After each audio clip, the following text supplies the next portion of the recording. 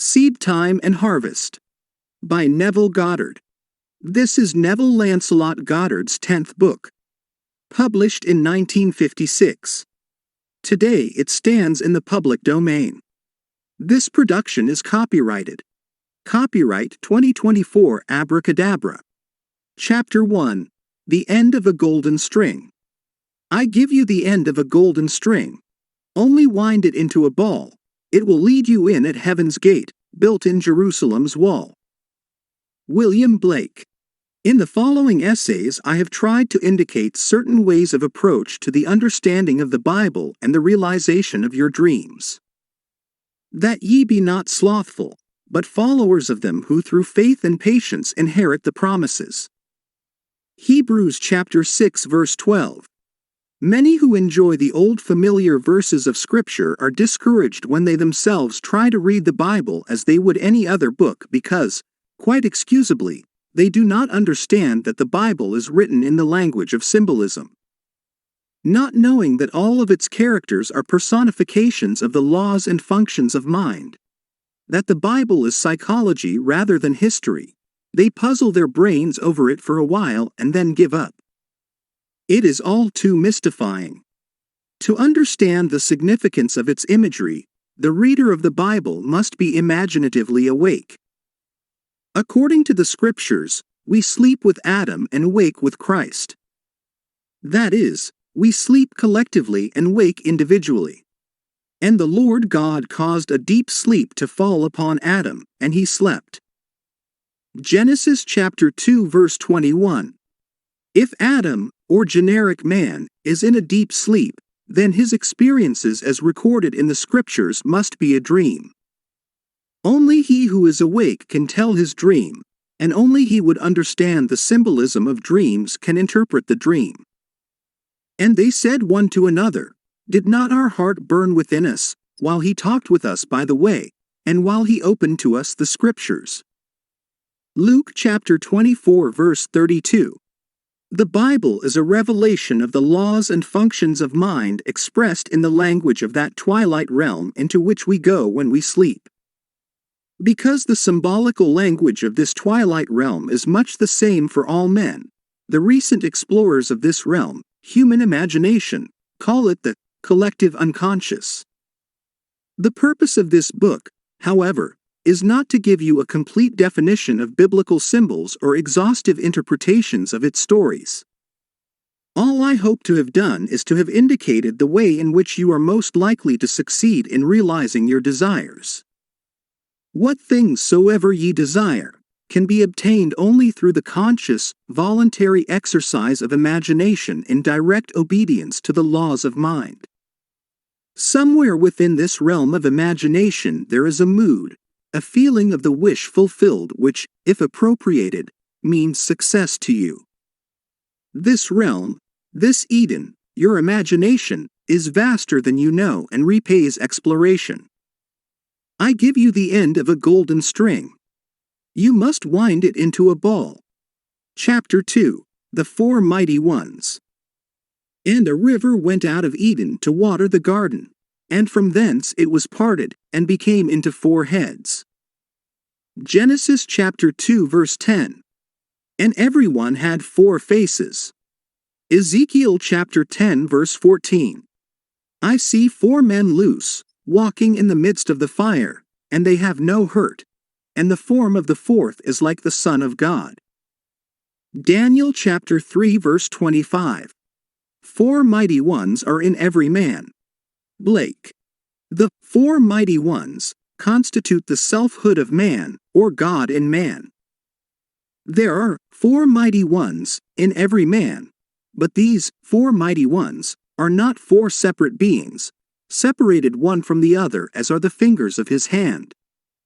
The four mighty ones are four different aspects of his mind, and differ from one another in function and character without being four separate selves inhabiting one man's body.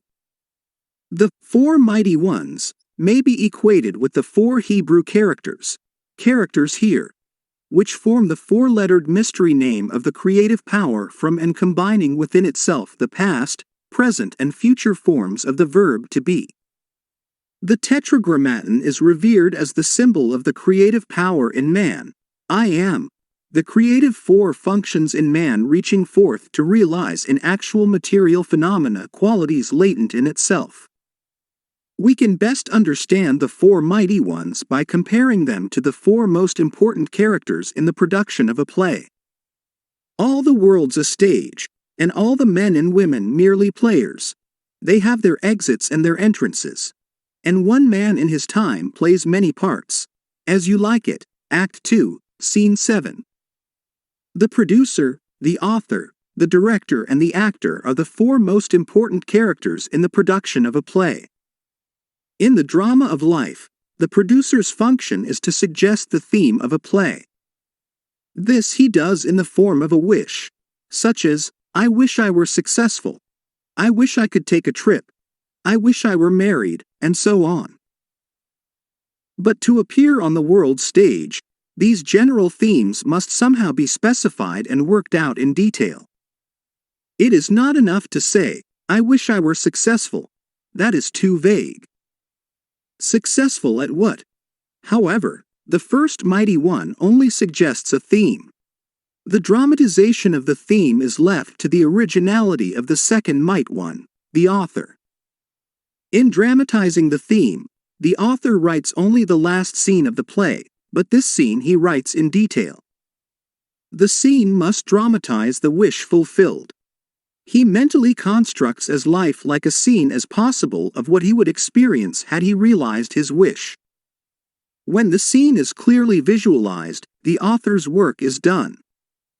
The third mighty one, in the production of life's play, is the director. The director's tasks are to see that the actor remains faithful to the script and to rehearse him over and over again until he is natural in the part. This function may be likened to a controlled and consciously directed attention. An attention focused exclusively on the action, which implies that the wish is already realized. The form of the fourth is like the Son of God, human imagination, the actor. This fourth mighty one performs within himself, in imagination, the predetermined action which implies the fulfillment of the wish. This function does not visualize or observe the action. This function actually enacts the drama and does it over and over again until it takes on the tones of reality. Without the dramatized vision of fulfilled desire, the theme remains a mere theme and sleeps forever in the vast chambers of unborn themes. Nor without the co-operant attention, obedient to the dramatized vision of fulfilled desire, will the vision perceived attain objective reality. The four mighty ones are the four quarters of the human soul. The first is Jehovah's King, who suggests the theme. The second is Jehovah's servant, who faithfully works out the theme in a dramatic vision. The third is Jehovah's man, who was attentive and obedient to the vision of fulfilled desire, who brings the wandering imagination back to the script, 70 times 7. The form of the fourth is Jehovah himself, who enacts the dramatized theme on the stage of the mind. Let this mind be in you, which was also in Christ Jesus, who, being in the form of God, thought it not robbery to be equal with God. Philippians chapter 2 verses 5, 6. The drama of life is a joint effort of the four quarters of the human soul. All that you behold, though it appears without, it is within, in your imagination, of which this world of mortality is but a shadow. Blake. All that we behold is a visual construction contrived to express a theme which has been dramatized, rehearsed and performed elsewhere. What we are witnessing on the stage of the world is an optical construction devised to express the themes which have been dramatized, rehearsed and performed in the imagination of men. The four mighty ones constitute the selfhood of man, or God in man. And all that man beholds, though it appears without, are but shadows cast upon the screen of space. Optical constructions contrived by selfhood to inform him in regard to the themes which he has conceived, dramatized, rehearsed and performed within himself.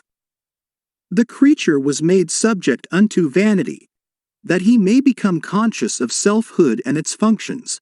For with consciousness of selfhood and its functions, he can act to a purpose.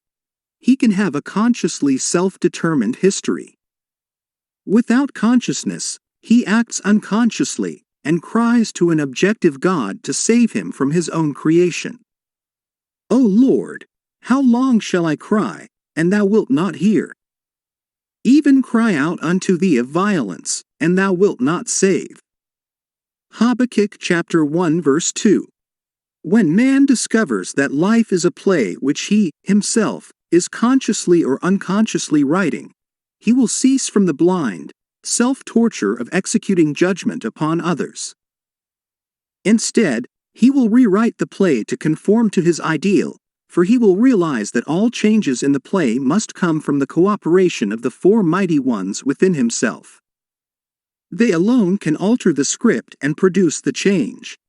All the men and women in his world are merely players and are as helpless to change his play as are the players on the screen of the theater to change the picture.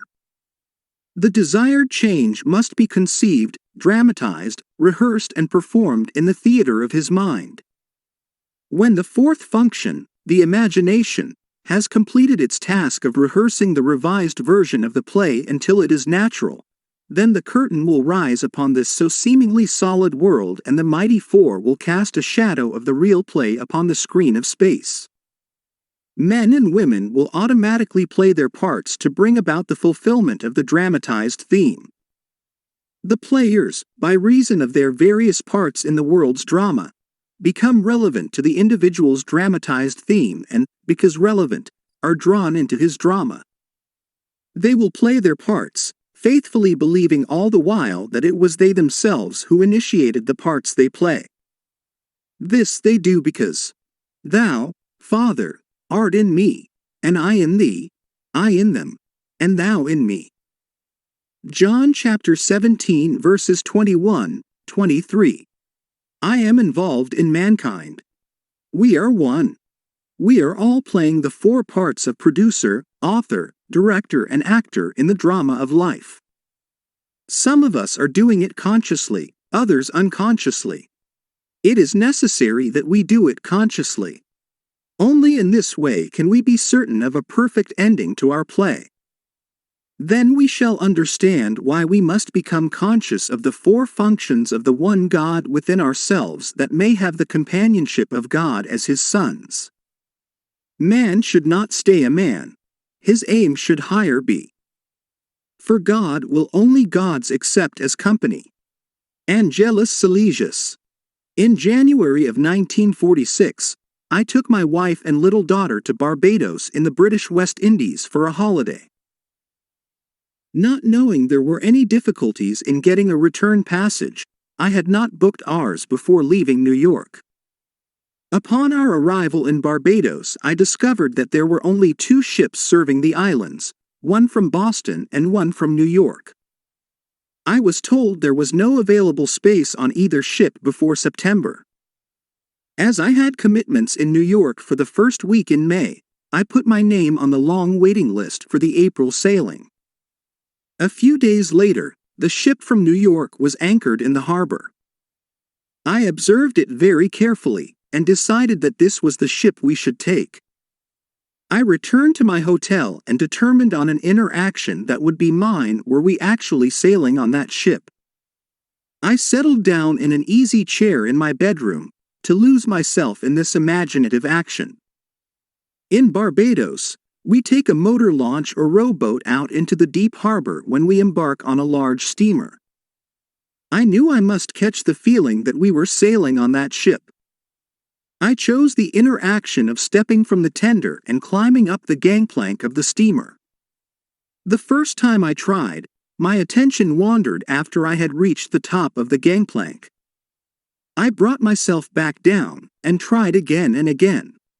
I do not recall how many times I carried out this action in my imagination until I reached the deck and looked back at the port with the feeling of sweet sadness at departing. I was happy to be returning to my home in New York, but nostalgic in saying goodbye to the lovely island and our family and friends. I do recall that in one of my many attempts at walking up the gangplank in the feeling that I was sailing, I fell asleep. After I awoke, I went about the usual social activities of the day and evening. The following morning, I received a call from the steamship company requesting me to come down to their office and pick up our tickets for the April sailing. I was curious to know why Barbados had been chosen to receive the cancellation and why I, at the end of the long waiting list, was to have the reservation, but all that the agent could tell me was that a cable had been received that morning from New York, offering passage for 3. I was not the first the agent had called, but for reasons she could not explain, those she had called said that now they found it inconvenient to sail in April. We sailed on April 20th and arrived in New York on the morning of May the 1st.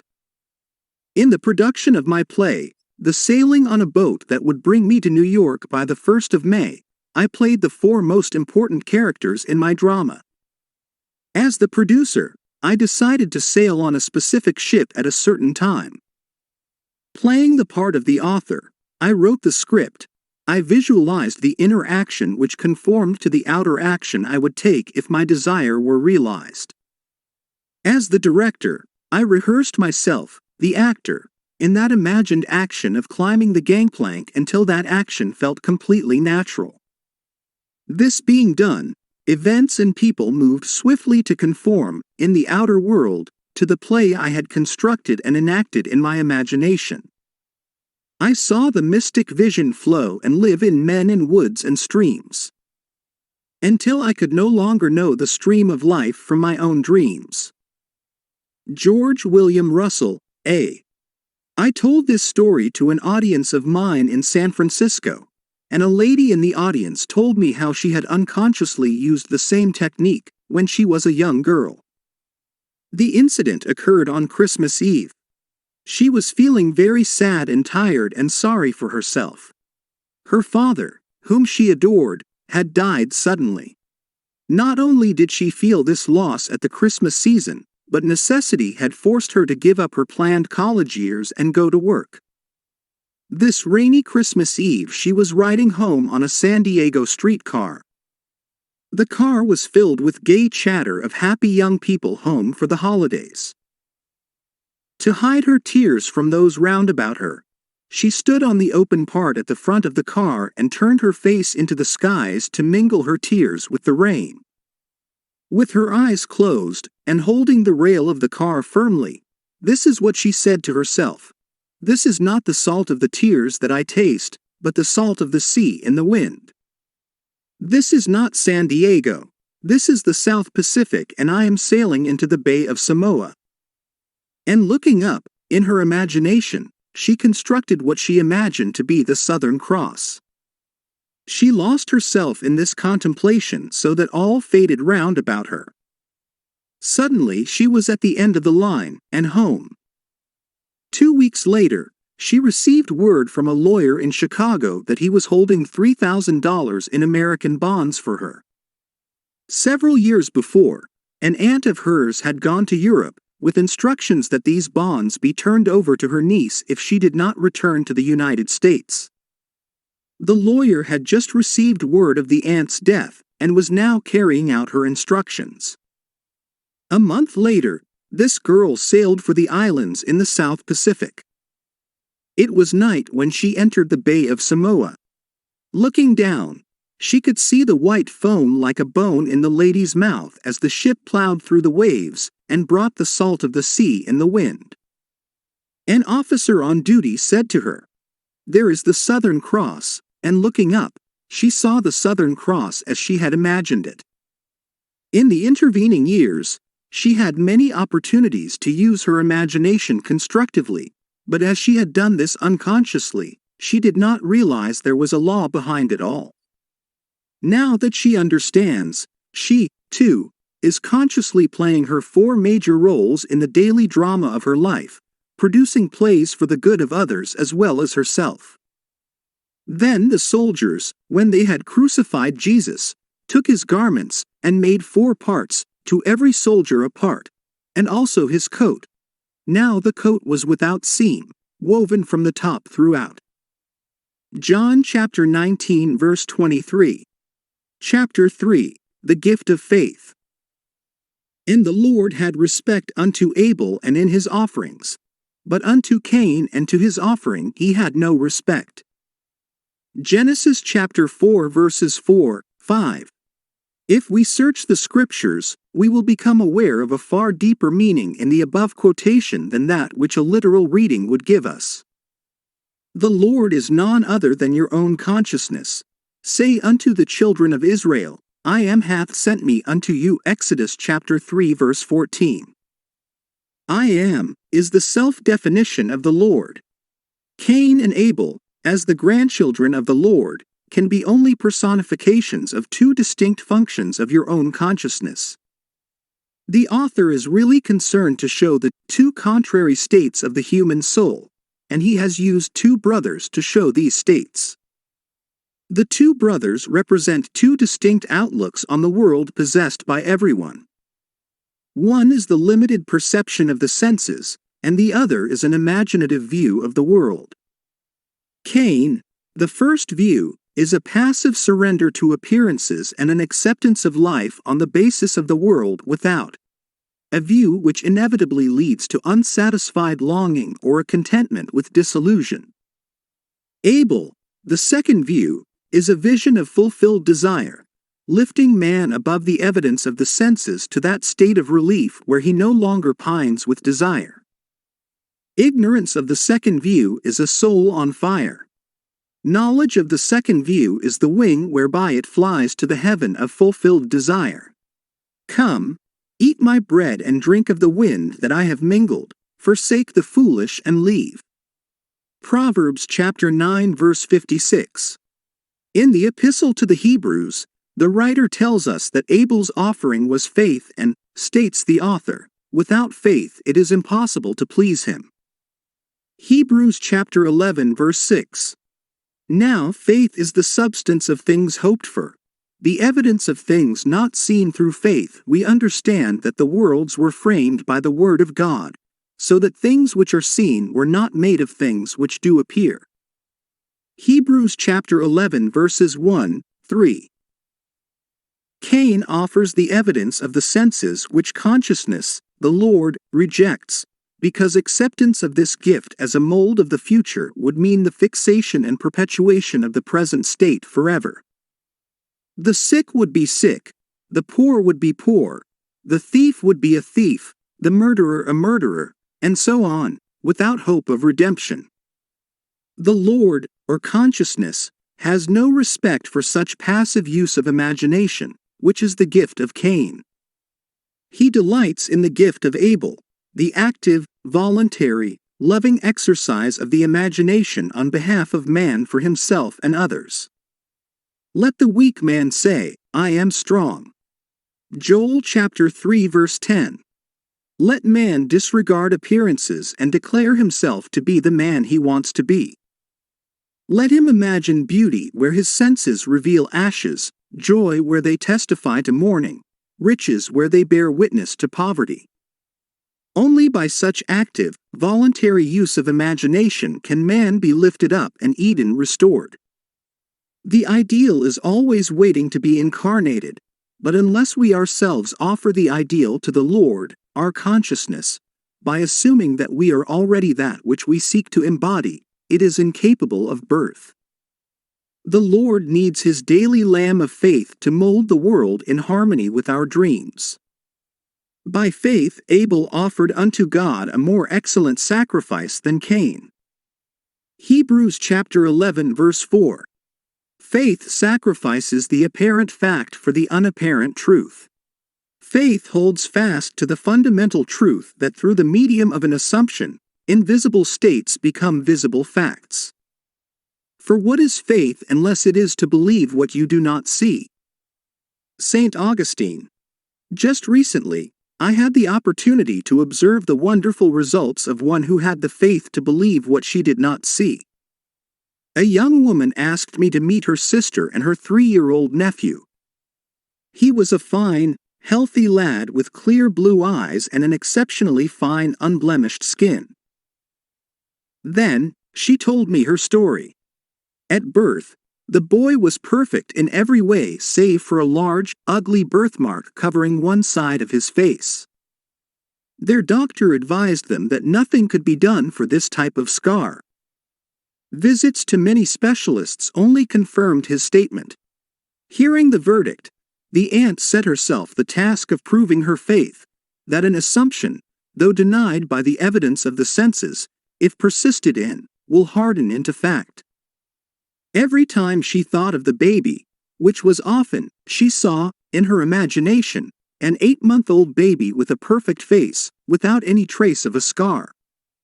This was not easy, but she knew that in this case, that was the gift of Abel which pleased God. She persisted in her faith. She believed what was not there to be seen. The result was that she visited her sister on the child's 8-month birthday and found him to have a perfect, unblemished skin with no trace of a birthmark ever having been present. Luck? Coincidence? Shouts Cain. No. Abel knows that these are names given by those who have no faith, to the works of faith. We walk by faith, not by sight. 2 Corinthians 5-7. When reason and the facts of life oppose the idea you desire to realize and you accept the evidence of your senses and the dictates of reason as the truth, you have brought the Lord, your consciousness, the gift of Cain. It is obvious that such offerings do not please him. Life on earth is a training ground for image-making. If you use only the molds which your senses dictate, there will be no change in your life. You are here to live the more abundant life, so you must use the invisible molds of imagination and make results and accomplishments the crucial test of your power to create. Only as you assume the feeling of the wish fulfilled and continue therein are you offering the gift that pleases. When Abel's gift is my attire, then I'll realize my desire. The prophet Malachi complains that man has robbed God, but ye say, wherein have we robbed thee? In tithes and offerings. Malachi chapter 3 verse 8. Facts based upon reason and the evidence of the senses which oppose the idea seeking expression, rob you of the belief in the reality of the invisible state. But faith is the evidence of things not seen, and through it, God calleth those things which be not as though they were. Romans chapter 4 verse 17. Call the thing not seen. Assume the feeling of your wish fulfilled. That there may be meat in mine house, and prove me now herewith, saith the Lord of hosts, if I will not open you the windows of heaven, and pour you out a blessing, that there shall not be room enough to receive it. Malachi chapter 3 verse 10. This is the story of a couple living in Sacramento, California, who refused to accept the evidence of their senses, who refused to be robbed, in spite of a seeming loss. The wife had given her husband a very valuable wristwatch. The gift doubled its value because of the sentiment he attached to it. They had a little ritual with the watch. Every night as he removed the watch, he gave it to her and she put it away in a special box in the bureau. Every morning she took the watch and gave it to him to put on. One morning the watch was missing. They both remembered playing their usual parts the night before, therefore the watch was not lost or misplaced, but stolen. Then and there, they determined not to accept the fact that it was really gone. They said to each other, "This is an opportunity to practice what we believe." They decided that, in their imagination, they would enact their customary ritual as though the watch were actually there. In his imagination, every night the husband took off the watch and gave it to his wife, while in her imagination she accepted the watch and carefully put it away. Every morning she removed the watch from its box and gave it to her husband and he, in turn, put it on. This they did faithfully for 2 weeks. After their 14-day vigil, a man went into the one and only jewelry store in Sacramento where the watch would be recognized. As he offered a gem for appraisal, the owner of the store noticed the wristwatch he was wearing. Under the pretext of needing a closer examination of the stone, he went into an inner office and called the police. After the police arrested the man, they found in his apartment over $10,000 worth of stolen jewelry. In walking by faith, not by sight, this couple attained their desire, the watch, and also aided many others in regaining what had seemed to be lost forever. If one advances confidently in the direction of his dream, and endeavors to live the life which he has imagined, he will meet with a success unexpected in common hours. Thoreau. Chapter 4. The Scale of Being. And he dreamed, and behold a ladder set up on the earth, and the top of it reached to heaven. And behold the angels of God ascending and descending on it. And, behold, the Lord stood above it. Genesis chapter 28 verses 12, 13. In a dream, in a vision of the night, when deep sleep fell upon Jacob, his inner eye was opened and he beheld the world as a series of ascending and descending levels of awareness. It was a revelation of the deepest insight into the mysteries of the world. Jacob saw a vertical scale of ascending and descending values, or states of consciousness. This gave meaning to everything in the outer world, for without such a scale of values there would be no meaning to life. At every moment of time, man stands upon the eternal scale of meaning. There is no object or event that has ever taken place or is taking place now that is without significance. The significance of an object or event for the individual is a direct index to the level of his consciousness. You are holding this book, for example. On one level of consciousness, it is an object in space. On a higher level, it is a series of letters on paper, arranged according to certain rules. On a still higher level, it is an expression of meaning.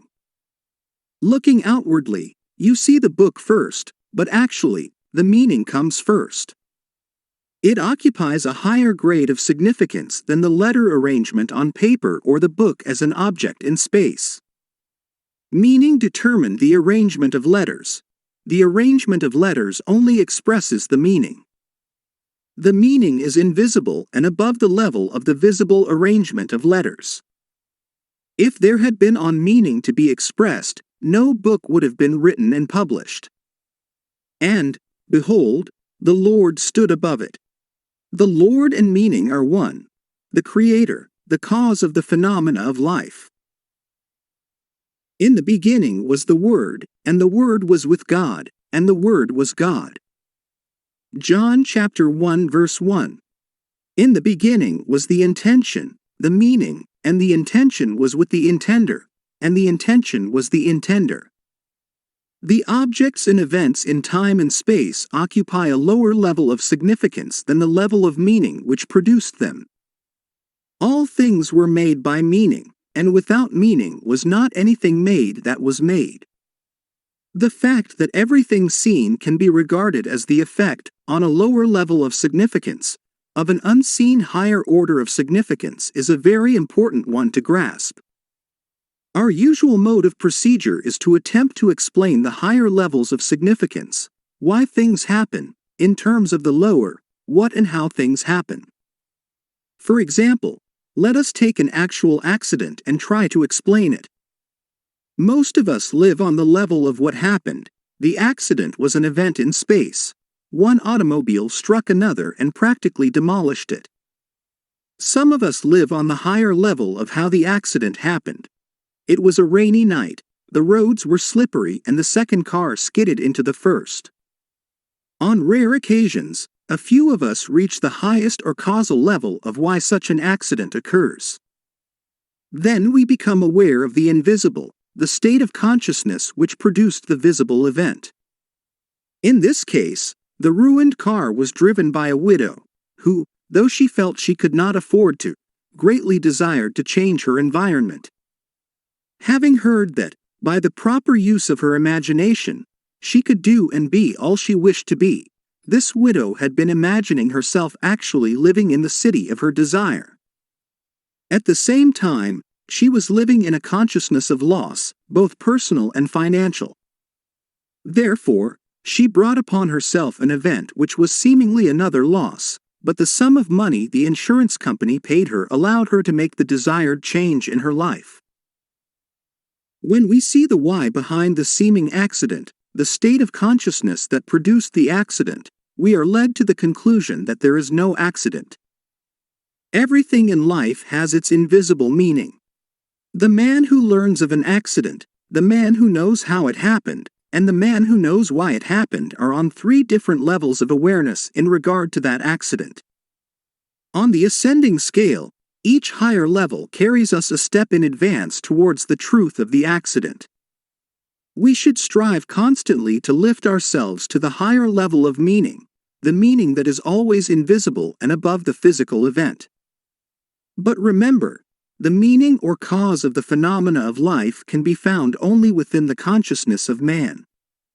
Man is so engrossed in the visible side of the drama of life, the side of what has happened, and how it happened, that he rarely rises to the invisible side of why it happened. He refuses to accept the prophet's warning that things which are seen were not made of things that do appear. Hebrews chapter 11 verse 3.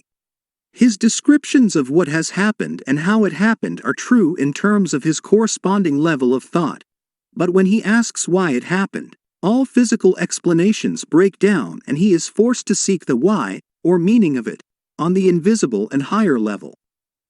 The mechanical analysis of events deals only with external relationships of things. Such a course will never reach the level which holds the secret of why the events happen. Man must recognize that the lower and visible sides flow from the invisible and higher level of meaning. Intuition is needed to lift us up to the level of meaning, to the level of why things happen. Let us follow the advice of the Hebrew prophet of old and lift up our eyes unto the hills, within ourselves, and observe what is taking place there. See what ideas we have accepted as true, what states we have consented to, what dreams, what desires, and, above all, what intentions. It is from these hills that all things come to reveal our stature, our height, on the vertical scale of meaning. If we lift our eyes to the Thee in me who works behind the veil, we will see the meaning of the phenomena of life. Events appear on the screen of space to express the different levels of consciousness of man. A change in the level of his consciousness automatically results in a change of the phenomena of his life. To attempt to change conditions before he changes the level of consciousness from whence they came is to struggle in vain. Man redeems the world as he ascends the vertical scale of meaning. We saw, in the analogy of the book, that as consciousness was lifted up to the level where man could see meaning expressed in the arrangement of its letters, it also included the knowledge that the letters were arranged according to certain rules, and that such arrangements, when printed on paper and bound together, formed a book. What is true of the book is true of every event in the world. They shall not hurt or destroy in all my holy mountain, for the earth shall be full of the knowledge of the Lord, as the waters cover the sea. Isaiah chapter 11 verse 9. Nothing is to be discarded, all is to be redeemed. Our lives, ascending the vertical scale of meaning towards an ever-increasing awareness, an awareness of things of higher significance, are the process whereby this redemption is brought to pass. As man arranges letters into words, and words into sentences to express meaning, in like manner, life arranges circumstances, conditions, and events to express the unseen meanings or attitudes of men. Nothing is without significance. But man, not knowing the higher level of inner meaning, looks out upon a moving panorama of events and sees no meaning to life. There is always a level of meaning determining events and their essential relationship to our lives. Here is a story that will enable us to seize the good in things seeming evil, to withhold judgment, and to act aright amid unsolved problems. Just a few years ago, Our country was shocked by a seeming injustice in our midst. The story was told on radio and television, as well as in the newspapers. You may recall the incident. The body of a young American soldier killed in Korea was returned to his home for burial. Just before the service, his wife was asked a routine question. Was her husband a Caucasian? When she replied that he was an Indian, burial was refused. This refusal was in accordance with the laws of that community, but it aroused the entire nation. We felt incensed that anyone who had been killed in the service of his country should be denied burial anywhere in his country. The story reached the attention of the President of the United States, and he offered burial with full military honors in Arlington National Cemetery. After the service, the wife told reporters that her husband had always dreamed of dying a hero and having a hero's burial service with full military honors. When we in America had to explain why progressive, intelligent people like ourselves not only enacted but supported such laws in our great land of the free and the brave, we were hard put for an explanation. We, as observers, had seen only what happened and how it happened. We failed to see why it happened. That burial had to be refused if that lad was to realize his dream. We tried to explain the drama in terms of the lower level of how it happened, which explanation could not satisfy the one who had asked why it happened. The true answer, viewed from the level of higher meaning, would be such a reversal of our common habits of thinking that it would be instantly rejected. The truth is that future states are causative of present facts. The Indian boy dreaming of a hero's death, with full military honors, was like Lady Macbeth transported beyond this ignorant present, and could feel now the future in the instant. And by it, he being dead yet speaketh. Hebrews chapter 11 verse 4. Chapter 5, The Game of Life. I can easier teach 20 what were good to be done, than be one of the 20 to follow mine own teaching. Shakespeare. With this confession off my mind, I will now teach you how to play the game of life. Life is a game, and like all games, it has its aims and its rules. In the little games that men concoct, such as cricket, tennis, baseball, football, and so on, the rules may be changed from time to time. After the changes are agreed upon, man must learn the new rules and play the game within the framework of the accepted rules. However, in the game of life, the rules cannot be changed or broken. Only within the framework of its universal and everlastingly fixed rules can the game of life be played. The game of life is played on the playing field of the mind. In playing a game, the first thing we ask is, what is its aim and purpose? And the second, what are the rules governing the game? In the game of life, our chief aim is towards increasing awareness, and awareness of things of greater significance. And our second aim is towards achieving our goals, realizing our desires. As to our desires, the rules reach only so far as to indicate the way in which we should go to realize them, but the desires themselves must be the individual's own concern. The rules governing the game of life are simple, but it takes a lifetime of practice to use them wisely. Here is one of the rules. As he thinketh in his heart, so is he.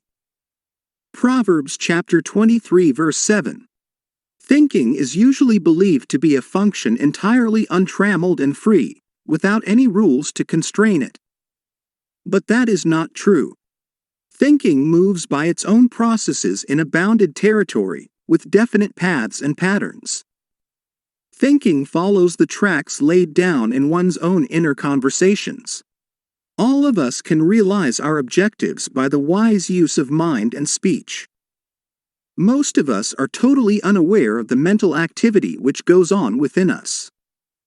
But to play the game of life successfully, we must become aware of our every mental activity, for this activity, in the form of inner conversations, is the cause of the outer phenomena of our life.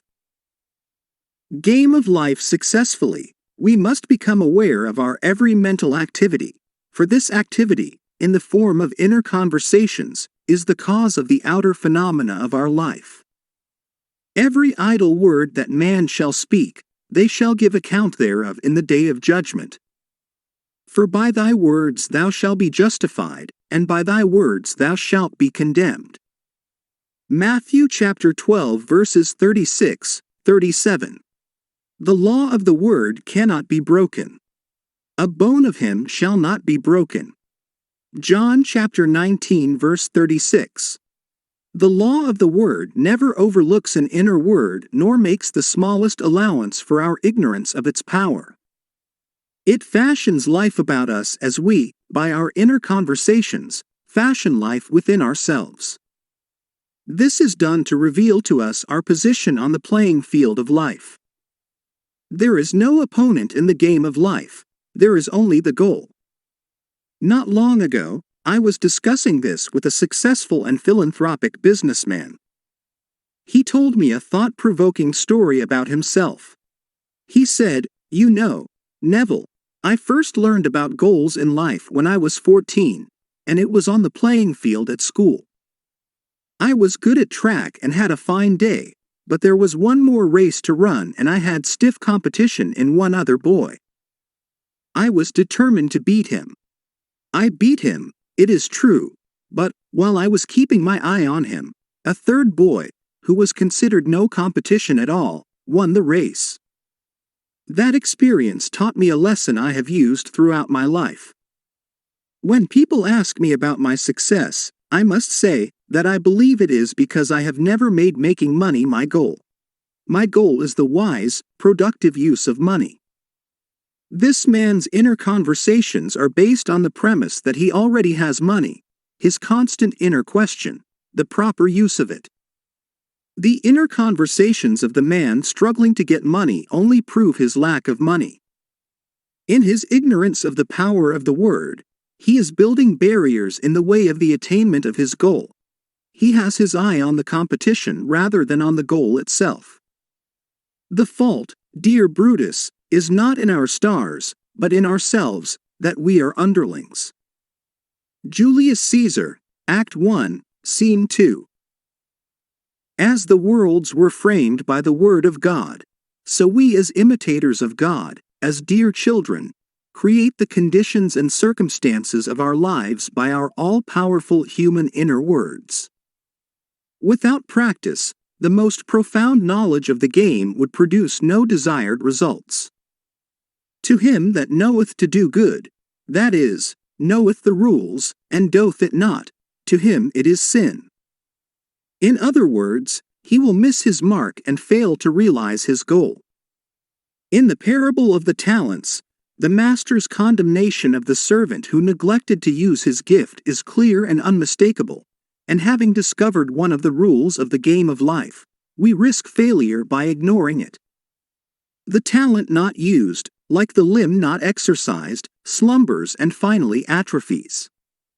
We must be doers of the word, and not hearers only. Since thinking follows the tracks laid down in one's own inner conversations, not only can we see where we are going on the playing field of life by observing our inner conversations, but also, we can determine where we will go by controlling and directing our inner talking. What would you think and say and do were you already the one you want to be? Begin to think and say and do this inwardly. You are told that there is a rod in heaven that revealeth secrets, and you must always remember that heaven is within you. And to make it crystal clear who God is, where He is, and what His secrets are, Daniel continues, "Thy dream, and the visions of thy head are these. They reveal the tracks to which you are tied and point the direction in which you are going." This is what one woman did to turn the tracks to which she had been unhappily tied in the direction in which she wanted to go. For 2 years, she had kept herself estranged from the 3 people she loved most. She had had a quarrel with her daughter-in-law, who ordered her from her home. For those 2 years, she had not seen or heard from her son, her daughter-in-law, or her grandson. though she had sent her grandson numerous gifts in the meantime. Every time she thought of her family, which was daily, she carried on a mental conversation with her daughter-in-law, blaming her for the quarrel and accusing her of being selfish. Upon hearing a lecture of mine one night, it was this very lecture on the game of life and how to play it, she suddenly realized she was the cause of the prolonged silence and that she, and she alone, must do something about it. Recognizing that her goal was to have the former loving relationship, she set herself the task of completely changing her inner talking. That very night, in her imagination, she constructed 2 loving, tender letters written to her, one from her daughter-in-law and the other from her grandson. In her imagination, she read them over and over again until she fell asleep in the joyful mood of having received the letters. She repeated this imaginary act each night for 8 nights. On the morning of the 9th day, she received one envelope containing 2 letters, one from her daughter-in-law, one from her grandson. They were loving, tender letters inviting her to visit them, almost replicas of those she had constructed mentally. By using her imagination consciously and lovingly, she had turned the tracks to which she was tied, in the direction she wanted to go, towards a happy family reunion. A change of attitude is a change of position on the playing field of life. The game of life is not being played out there in what is called space and time. The real moves in the game of life take place within, on the playing field of the mind. Losing thy soul again to find. Rendering toward that goal thy separate mind. Lawrence Houseman. Chapter 6. Times, Time, and a Half. And one said to the man clothed in linen, which was upon the waters of the river, How long shall it be to the end of these wonders?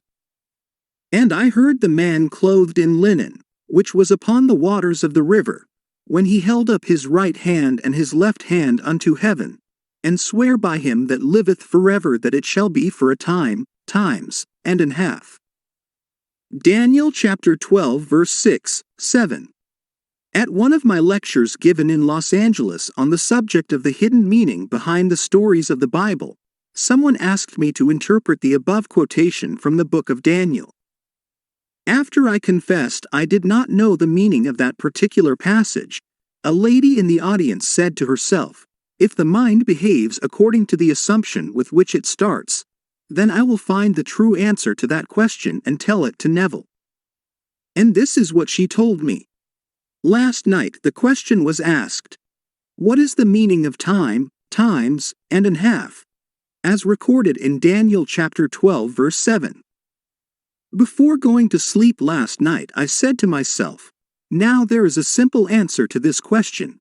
So I will assume that I know it, and while I am sleeping my greater self will find the answer and reveal it to my lesser self in dream or vision. Around 5 a.m. I awakened. It was too early to rise, so remaining in bed I quickly fell into that half-dreamy state between waking and sleeping, and while in that state a picture came into my mind of an old lady. She was sitting in a rocking chair and rocking back and forth, back and forth. Then a voice which sounded like your voice said to me, Do it over and over and over again until it takes on the tones of reality. I jumped out of bed and reread the 12th chapter of Daniel, and this is the intuitive answer I received. Taking the 6th and 7th verses, for they constituted last night's question, I felt that if the garments with which biblical characters are clothed correspond to their level of consciousness, as you teach, then linen must represent a very high level of consciousness indeed. For the man clothed in linen was standing upon the waters of the river, and if, as you teach, water symbolizes a high level of psychological truth, then the individual who could walk upon it must truly represent an exalted state of consciousness. I therefore felt that what he had to say must indeed be very significant. Now the question asked of him was, How long shall it be to the end of these wonders? And his answer was, A time, times, and an half. remembering my vision of the old lady rocking back and forth, and your voice telling me to do it over and over and over again until it takes on the tones of reality, and remembering that this vision and your instruction came to me in response to my assumption that I knew the answer, I intuitively felt that the question asked the man clothed in linen meant how long shall it be until the wonderful dreams that I am dreaming become a reality? And his answer is, do it over and over and over again until it takes on the tones of reality. A time means to perform the imaginary action which implies the fulfillment of the wish. Times mean to repeat the imaginary action over and over again. And half means the moment of falling asleep while performing the imaginary action. For such a moment usually arrives before the predetermined action is completed and, therefore, can be said to be a half, or part, of a time. To get such inner understanding of the scriptures by the simple assumption that she did know the answer was a wonderful experience for this woman. However, to know the true meaning of time, times, and a half, she must apply her understanding in her daily life. We are never at a loss in an opportunity to test this understanding, either for ourselves or for another. A number of years ago, a widow living in the same apartment house as we came to see me about her cat. The cat was her constant companion and dear to her heart. He was, however, 8 years old, very ill and in great pain. He had not eaten for days and would not move from under her bed. 2 veterinarians had seen the cat and advised the woman that the cat could not be cured, and that he should be put to sleep immediately. I suggested that night, before retiring, she create in her imagination some action that would indicate the cat was its former healthy self. I advised her to do it over and over again until it took on the tones of reality. This, she promised to do. However, either from lack of faith in my advice or from lack of faith in her own ability to carry out the imaginary action, she asked her niece to spend the night with her. This request was made so that if the cat were not well by morning, the niece could take it to the veterinarians and she, the owner, would not have to face such a dreaded task herself. That night, she settled herself in an easy chair and began to imagine the cat was romping beside her, scratching at the furniture and doing many things she would not normally have allowed. Each time she found that her mind had wandered from its predetermined task to see a normal, healthy, frisky cat, she brought her attention back to the room and started her imaginary action over again. This she did over and over again until, finally, in a feeling of relief, she dropped off to sleep, still seated in her chair. At about 4 o'clock in the morning, she was awakened by the cry of her cat. He was standing by her chair. After attracting her attention, he led her to the kitchen where he begged for food. She fixed him a little warm milk which he quickly drank and cried for more. That cat lived comfortably for 5 more years, when, without pain or illness, he died naturally in his sleep. How long shall it be to the end of these wonders? A time, times, and an half. In a dream in a vision of the night, when deep sleep falleth upon men, in slumberings upon the bed, then he openeth the ears of men, and sealeth their instructions. Job chapter 33 verse 15, 16. Chapter 7. Be ye wise as serpent. Be ye therefore wise as serpents, and harmless as doves. Matthew chapter 10 verse 16. The serpent's ability to form its skin by ossifying a portion of itself, and its skill in shedding each skin as it outgrew it, caused man to regard this reptile as a symbol of the power of endless growth and self-reproduction. Man is told, therefore, to be wise as the serpent and learn how to shed his skin, his environment, which is his solidified self. Man must learn how to loose him and let him go, how to put off the old man, how to die to the old and yet know, like the serpent, that he shall not surely die. Man has not learned as yet that all that is outside his physical body is also a part of himself, that his world and all the conditions of his life are but the outpicturing of his state of consciousness. When he knows this truth, he will stop the futile struggle of self-contention and, like the serpent, let the old go and grow a new environment. Man is immortal. Therefore, he must die endlessly. For life is a creative idea. It can only find itself in changing forms. Tagore. In ancient times, serpents were also associated with the guardianship of treasure or wealth.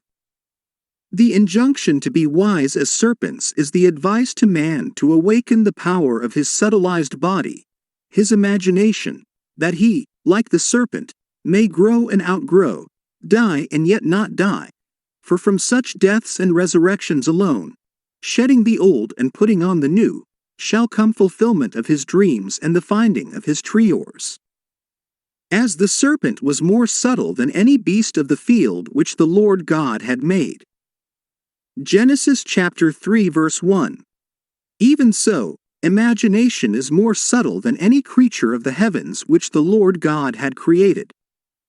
Imagination is the creature that was made subject to vanity, not willingly, but by reason of him who hath subjected the same in hope. For we are saved by hope. But hope that is seen is not hope. For what a man seeth, why doth he yet hope for it?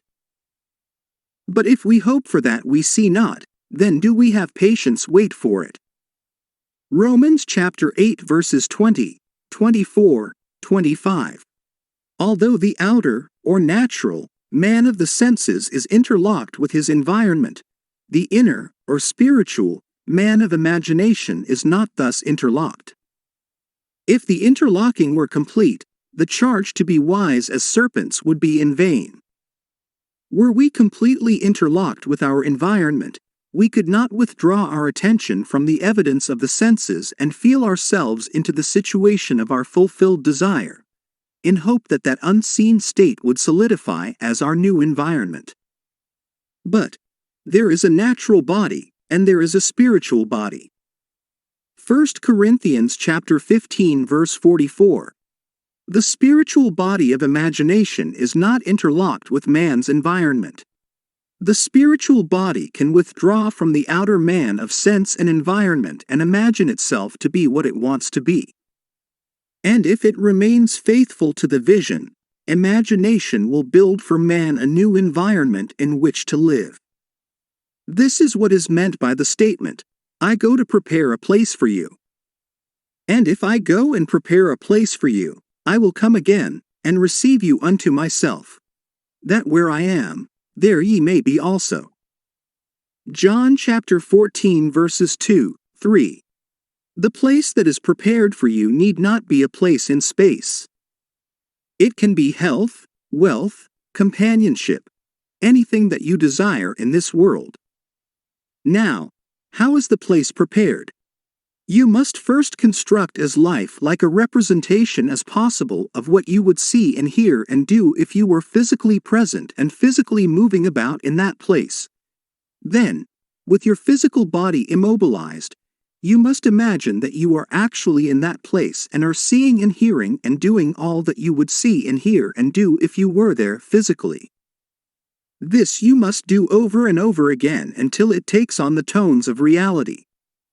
When it feels natural, the place has been prepared as the new environment for your outer or physical self. Now you may open your physical eyes and return to your former state. The place is prepared, and where you have been in imagination, there you shall be in the body also. How this imagined state is realized physically is not the concern of you, the natural or outer man. The spiritual body, on its return from the imagined state to its former physical state, created an invisible bridge of incident to link the two states. Although the curious feeling that you were actually there and that the state was real is gone, as soon as you open your eyes upon the old familiar environment, nevertheless, you are haunted with the sense of a double identity, with the knowledge that there is a natural body and there is a spiritual body. When you, the natural man, have had this experience, you will go automatically across the bridge of events which leads to the physical realization of your invisibly prepared place. This concept, that man is dual and that the inner man of imagination can dwell in future states and return to the present moment with a bridge of events to link the two, clashes violently with the widely accepted view about the human personality and the cause and nature of phenomena. Such a concept demands a revolution in current ideas about the human personality and about space, time, and matter.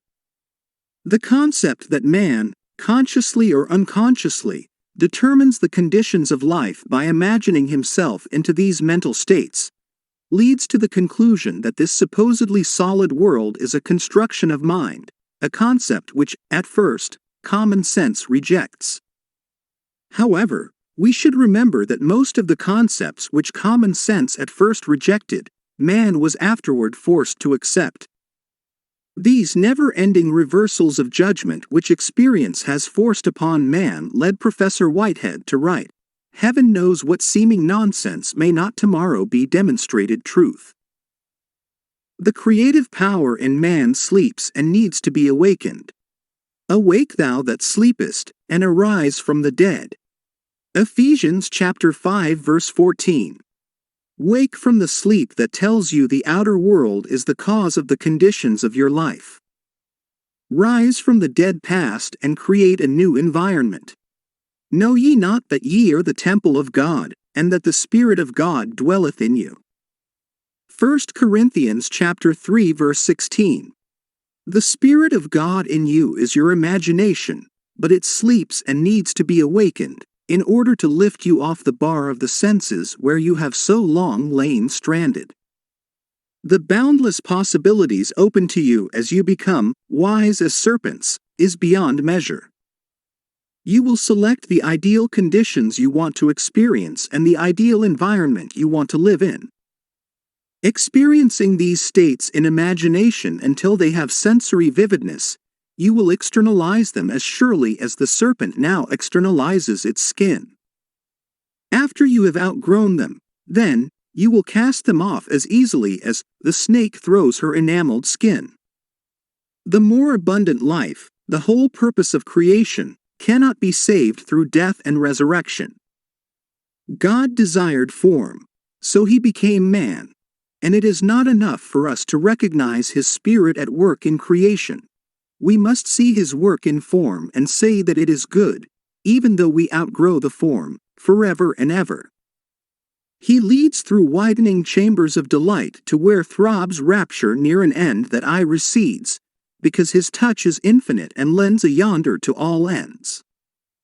And I, if I be lifted up from the earth, will draw all men unto me. John chapter 12 verse 32. If I be lifted up from the evidence of the senses to the state of consciousness, I desire to realize and remain in that state until it feels natural. I will form that state around me, and all men will see it. But how to persuade man this is true? That imaginative life is the only living. That assuming the feeling of the wish fulfilled is the way to the more abundant life and not the compensation of the escapist, that is the problem. To see as though widening chambers of delight what living in the realms of imagination means. To appreciate and enjoy the world, one must live imaginatively. One must dream and occupy his dream, then grow and outgrow the dream, forever and ever. The unimaginative man, who will not lose his life on one level that he may find it on a higher level, is nothing but a Lot's wife, a pillar of self-satisfied salt. On the other hand, those who refuse form as being unspiritual and who reject incarnation as separate from God are ignorant of the great mystery. Great is the mystery. God was manifest in the flesh. Your life expresses one thing, and one thing only, your state of consciousness. Everything is dependent upon that. As you, through the medium of imagination, assume a state of consciousness, that state begins to clothe itself in form. It solidifies around you as the serpent's skin ossifies around it. But you must be faithful to the state. You must not go from state to state, but, rather, wait patiently in the one invisible state until it takes on form and becomes an objective fact. Patience is necessary, but patience will be easy after your first success in shedding the old and growing the new, for we are able to wait according as we have been rewarded by understanding in the past. Understanding is the secret of patience. What natural joy and spontaneous delight lie in seeing the world, not with, but as Blake says, through the eye. Imagine that you are seeing what you want to see and remain faithful to your vision. Your imagination will make for itself a corresponding form in which to live. All things are made by imagination's power. Nothing begins except in the imagination of man. From within out is the law of the universe. As within, so without. Man turns outward in his search for truth, but the essential thing is to look within. Truth is within ourselves. It takes no rise from outward things, whatever you may believe. There is an inmost center in us all, where truth abides in fullness, and to know, rather consist in opening out a way whence the imprisoned splendor may escape, than in effecting entry for a light supposed to be without. Browning, Paracelsus. I think you will be interested in an instance of how a young woman shed the skin of resentment and put on a far different kind of skin. The parents of this woman had separated when she was 6 years old, and she had lived with her mother. She rarely saw her father. But once a year he sent her a $5 check for Christmas. Following her marriage, he did increase the Christmas gift to $10. After one of my lectures, she was dwelling on my statement that man's suspicion of another is only a measure of his own deceitfulness, and she recognized that she had been harboring a resentment towards her father for years. That night she resolved to let go her resentment and put a fond reaction in its place. In her imagination, she felt she was embracing her father in the warmest way. She did it over and over again until she caught the spirit of her imaginary act, and then she fell asleep in a very contented mood. The following day she happened to pass through the fur department of one of our large stores in California. For some time, she had been toying with the idea of having a new fur scarf, but felt she could not afford it. This time her eye was caught by a stone marten scarf, and she picked it up and tied it on. After feeling it and seeing herself in it, reluctantly she took off the scarf and returned it to the salesman, telling herself she really could not afford it. As she was leaving the department, she stopped and thought, Neville tells we can have whatever we desire if we will only capture the feeling of already having it. In her imagination, she put the scarf back on, felt the reality of it, and went about her shopping, all the while enjoying the imagined wearing of it. This young woman never associated these two imaginary acts. In fact, she had almost forgotten what she had done until, a few weeks later, on Mother's Day, the doorbell rang unexpectedly. There was her father. As she embraced him, she remembered her first imaginary action. As she opened the package he had brought her, the first gift in these many years, she remembered her second imaginary action, for the box contained a beautiful stone marten scarf. Ye are gods, and all of you are children of the Most High. Psalms 82-6. Be ye therefore wise as serpents, and harmless as doves. Matthew chapter 10 verse 16.